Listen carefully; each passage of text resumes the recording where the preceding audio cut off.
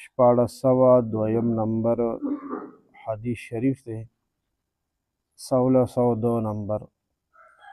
وعن انس رضی اللہ تعالی عنہ قال، سیدنا حضرت انس رضی اللہ تعالی عنہ نه دا حدیث روایت دی.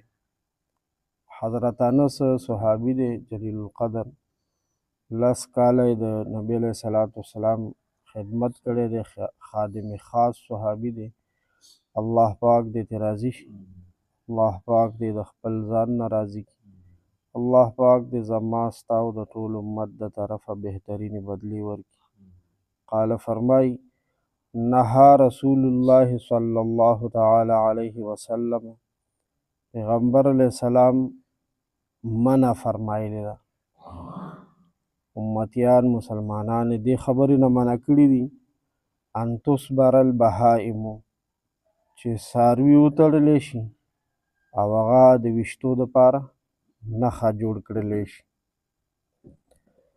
متفق علیه، دا حدیث متفق علیه دی، یعنی امام بخاری رحمه الله صحیح بخاری شریف کی، امام مسلم رحمه الله صحیح مسلم شریف کی، دغسان نورو حضرات محدثین کرامو دا حدیث په خپلو کتابونو د حدیث کې ذکر کړی دی، لکه امام ابو داود رحمه الله، امام نسائی رحمه الله، امام ابن ماجه رحمهم الله دا حدیث ذکر کړی دی. پرونم داسې حدیث ذکر شوی و، هغې کې د مارغه بیانو، د هوا الوتونکی مارغه دی، حلال مارغه دی که مردار مارغه دی، پاک دی که ناپاک دی، د خوړلو دی او که نه دی. خو هغه داسې ځان ته تړل چې هغه نښه جوړه کړلی شي، نشانه بازي پې کوي، شیش پې خپل سموي، پولي یې.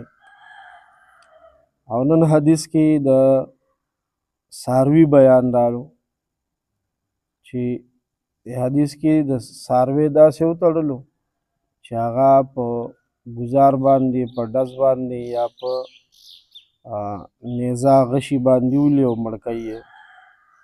نو د دې نه نبی علیه صلات وسلام منع فرمایلې ده. نشانه جوړول، نښه جوړول دا حرام دي، او حرام څه کې چې موجب د لعنت دي، یعنی په دې باندې نبی علیه صلات وسلام داسې کس ته د لعنت خیرې کړي دي. لعنت مطلب دا دی چې دا بنده دی الله پاک د خپل رحمت نه لرې کړي، چې څوک څاروو سره داسې کوي. که چېرته څاروی وجل وي، خامخا وجل ضروري وي، لکه دا قربانۍ کې مونږ او تاسو دا حلال او پاک څاروي حلالو، عقیقه کې حلالیږي، دغه شان په ولیمه کې حلالیږي، بله موقع کې حلال او پاک څاروی حلالول وي، نو د هغې دپاره هم زمونږ ښایسته شریعت دا حکم کړی دی چې دا دې په مری ورته چاړه راښکلی شي او چاړه دې د مخکې نه ورته تیره کړلی شي. تر دې پورې شریعت ویلی دی چې مطلب اصل کې دا دی چې دا سا والا سیز دی، سا ده پکې، نو چې ده ته اذیت او تکلیف په دې حلالولو کې کم نه کم میلو شي. تر دې پورې چې د ده مخکې به وي چاړه هم نه تیره کې، کوشش به دا کې چې د یو څاروي په وړاندې بل څاروی هم ذبح نه کړي، حلال نه کړي. د هغې وجه دا ده وي دې کې عقل خو نشته که نه، خو شعور ورکې شته، په دې پوهېږي چې دا اوس د حلالۍ او دا چاړه ماته تیره کوي، دومره قدرې پوهېږي. نو چې ګوره یو انسان یي که نه، یو انسان عقل والا دی چې د هغه مخکې د هغه د مرګ بند بنا کې، نو دا څو پیرې هغه وجل شوه بیا. دغه شانتې په دې بې زبانه څاروي باندې هم دا بیا څو پیرې مرګ تېرېږي. لکه نو دې نه زمونږ د ښکلي دین مونږ منع کړي یو، رحمت للعالمین پیغمبر صلی الله علیه وسلم مونږ او تاسو د دې نه منع کړي یو.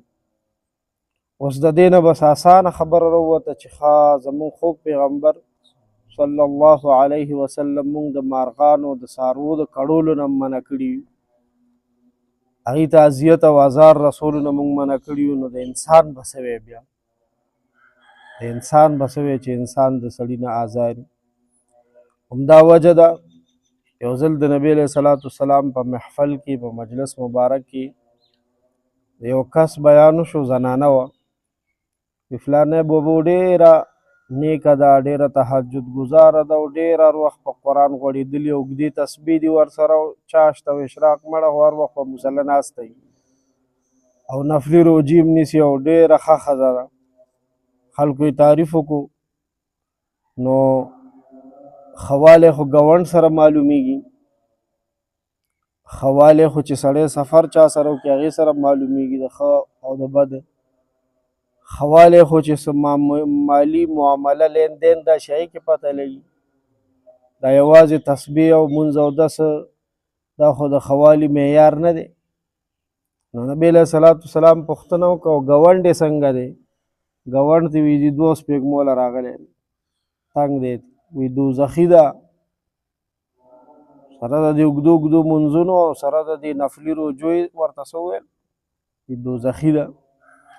د بلې زنانه بیان وشو جي بس صرف خپله فرض مونځ کوي او د رمضان روجه چې راشي بس هغه فرض روجې ساتي، نور باقي بس د خپل کور لین دین سم ساتي، د بچو خدمت، د خاوند خدمت، د کورونو خو دومره ډېر کارونه دي چې هغه ضرارت یې وزګارېږي. تپوس شو ګاونډ ته څنګه دی؟ ګاونډ ته خوشحاله دی، ګاونډ ته نه تنګ نه دی، آزار ته نه دی. نبی علیه السلام وفرمایل جنتي ده. نو داسې قسمه حدیث مونږ بارها اورو، دلته م اورو، نورو ځایونو کې م اورو، الحمدلله د دین فضا ده. خو د دې نه مونږ او تاسو په خپل ځان باندې نظرثاني وکړو. نظرثاني مطلب دا دی چې یو دویم ځل په خپل ځان نظر واچو چې پوزیشن مې څنګه دی. ما نه څوک د الله بنده خو په اور کې نه دی ولاړ، څوک خو رانه ناراضه نه دی، څوک خو خفه نه دی، څوک خو مې ازار کړی نه دی.